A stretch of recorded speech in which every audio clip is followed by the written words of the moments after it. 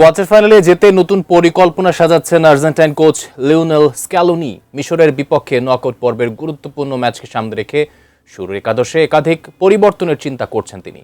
রক্ষণ, মাঝমাঠ থেকে আক্রমণ ভাগ দলের প্রায় সব বিভাগেই আসতে পারে পরিবর্তন। কিন্তু কি সেই পরিকল্পনা আর কোন কৌশল নিয়েই বা মিশরের বিপক্ষে মাঠে নামতে পারে স্ক্যালোনির দল? বিস্তারিত জানাচ্ছেন মেহেদী হাসান।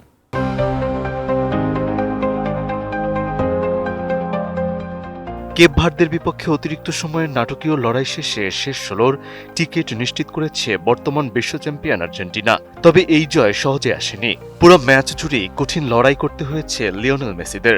এবার সামনে আরও কঠিন চ্যালেঞ্জ।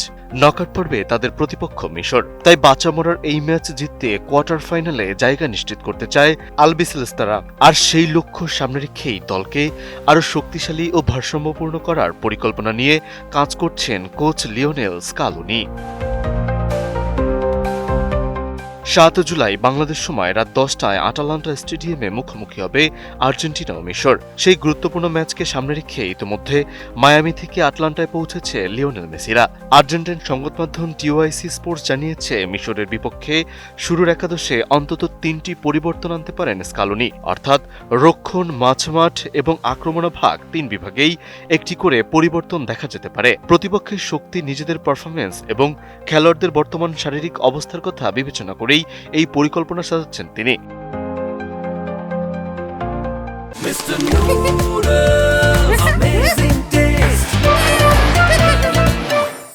কেপ ভার্দের বিপক্ষের ম্যাচটি অতিরিক্ত সময়ে করানোয় খেলোয়াড়দের উপর স্বাভাবিকভাবে শারীরিক চাপ বেশি পড়েছে। সে কারণেই তাদের পর্যাপ্ত বিশ্রাম ও রিকভারি করার সুযোগ দেওয়া হয়েছে। আটালান্টায় যাওয়ার আগে মায়ামিতে অনুশীলন করেছে আর্জেন্টিনা।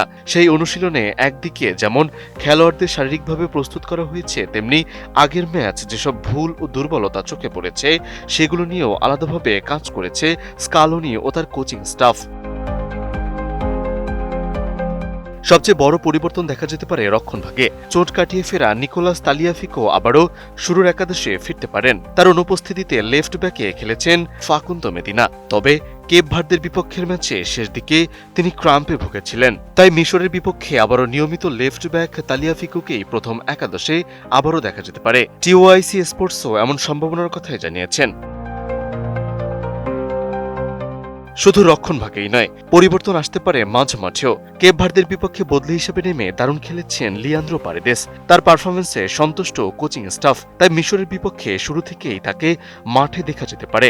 এছাড়া নিকোলাস গনসালেসও বিকল্প হিসেবে বিবেচনায় আছেন। এক্ষেত্রে একাদশ থেকে বাদ পড়তে পারেন থিয়াগো আলমাদা। মাঝমাঠে বলের নিয়ন্ত্রণ আরও বাড়ানো এবং আক্রমণে গতি আনতেই এই পরিবর্তনের কথা ভাবা হচ্ছে। পরিবর্তনের সম্ভাবনা রয়েছে আক্রমণ ভাগেও। বিশ্বকাপের শুরুতে শুরুর একাদশে জায়গা পাওয়ায় দৌড়ে কিছুটা এগিয়ে ছিল লাউতারো মার্তিনেস।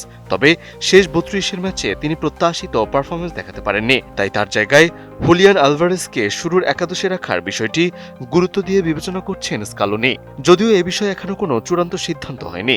ম্যাচের আগে শেষ অনুশীলন এবং খেলোয়াড়দের ফিটনেস দেখেই এ বিষয়ে চূড়ান্ত সিদ্ধান্ত নেওয়া হবে।